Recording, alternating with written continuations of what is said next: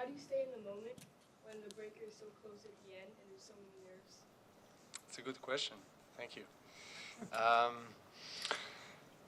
well, you try to keep things simple, stay with your patterns and what you do the best and where you feel most comfortable. And obviously trying to focus only on what's coming up next, exploring that's the only thing you can influence. Um, Sometimes it works, sometimes it doesn't, but you can only do as much. You know, whatever you can influence, you try to do it the best way possible. Novak, today you look like, if I may say so, closer to your vintage self out there, especially the first set that you were playing that well. Yeah, I think I played very well in the first set. Second set was obviously up and down, but credit to Kyle for playing some really aggressive tennis and taking it all out. He made a lot of winners in the beginning and midway through the second. There was not much wrong I did. I did miss some forehands. But other than that, it was a very solid match, good quality tennis, a good test. So I'm just pleased with the overall performance. You're in a historic quarter here, and in order to make it to the eventual goal, and I know you got to take it a match at a time, but are you thinking about really pacing yourself and knowing it's just going to be a constant string of tough opponents? Well, I don't have the luxury of pacing myself. I'm playing Del Potro now, so I mean I gotta give it all. I mean that's what it takes to beat this guy, who is even though he is not ranked as high and he hasn't played that many tournaments, but definitely one of the best players in the world last year, especially in the second part of the year. You know, winning Davis Cup, silver medal for his country, and beating myself and Wawrinka in Wimbledon. So I mean he's tough player to beat. He's big guy, big serve, big forehand.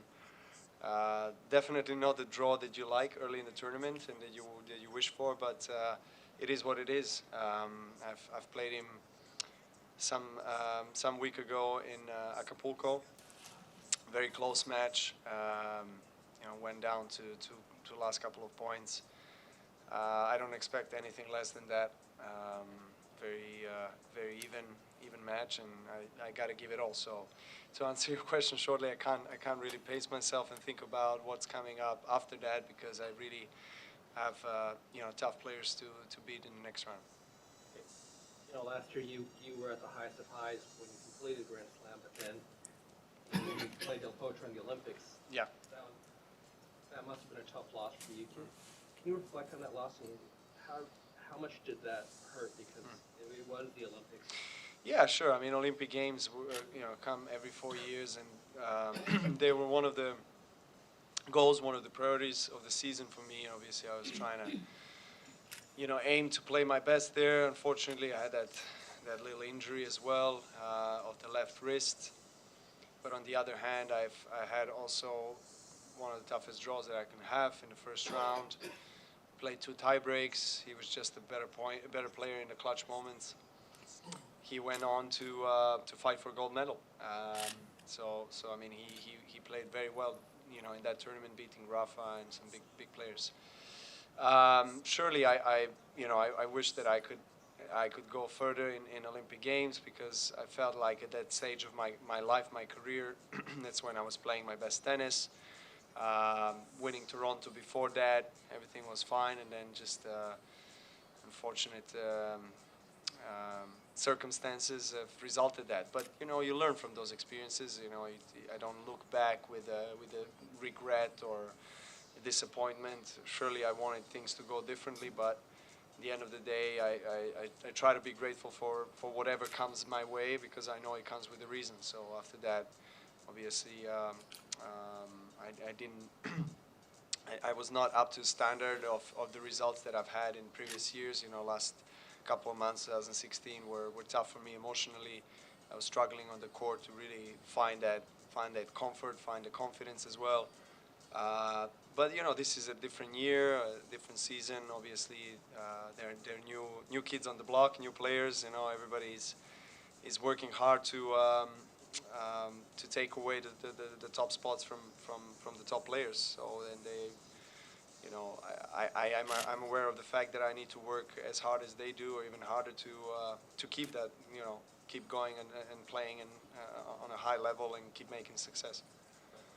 Mark, we're in an era where a lot of different guys, or three different guys, which is a lot, have won the career slam. A couple women also active now. Nobody's been able to win all 9 Masters. And a bunch of you are big four. All of you are getting pretty close at this point. How much would that be to cross that finish line first, which you now have the chance to do?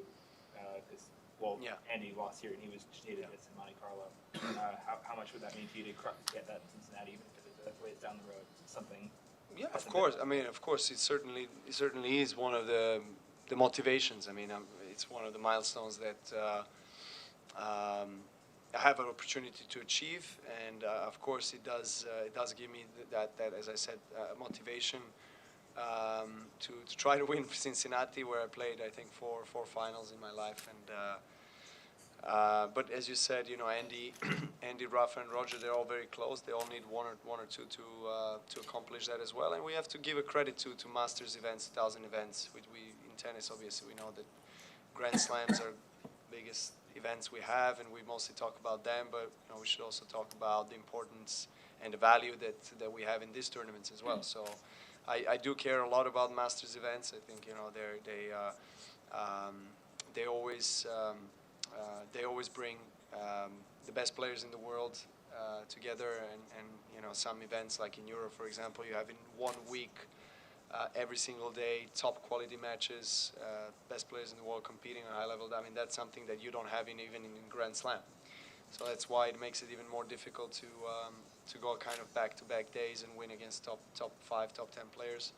And you know, I've had an amazing 1,000 series, or whatever you call them, Masters tournaments career so far, winning 30, and you know, that's one of the reasons why I'm here, is because I value these tournaments as much as I value Grand Slam. So I want to try to do as best as I can.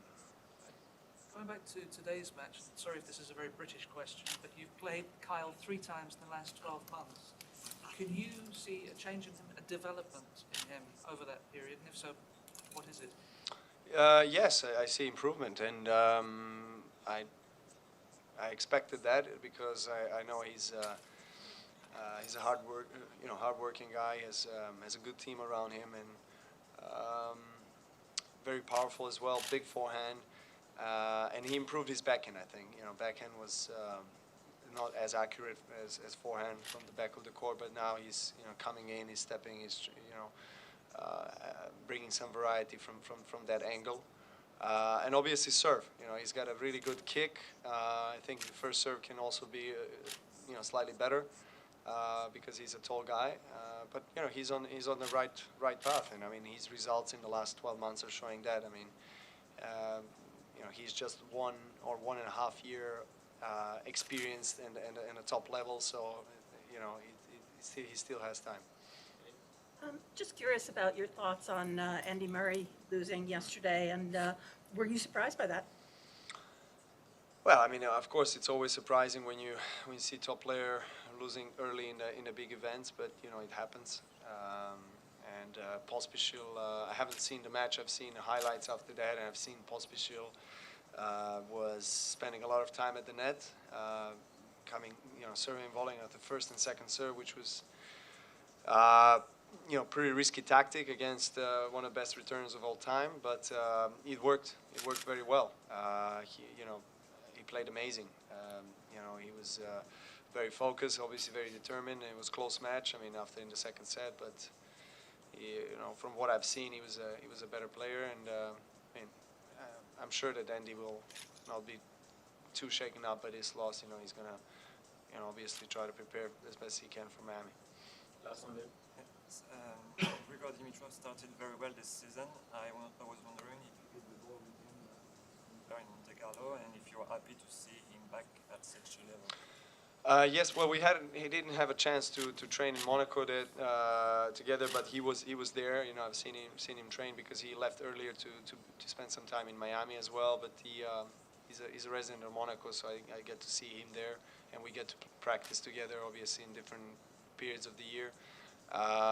He's a really nice guy, and someone who works hard, you know, and he struggled obviously in the last 3-4 years mentally to kind of keep the consistency with his results. And but everybody, as soon as he, you know, made a breakthrough to the top 50 of the world, you know, everybody saw him as the next Roger, you know, because they have obviously similar styles of the game. And he always had those high expectations on his back and a lot of pressure. But I think he matured a lot, and you know, it seems like things got together for him this season. I mean, he started very, very well, and he's playing very good. Thank you very much. Cheers. Jordan?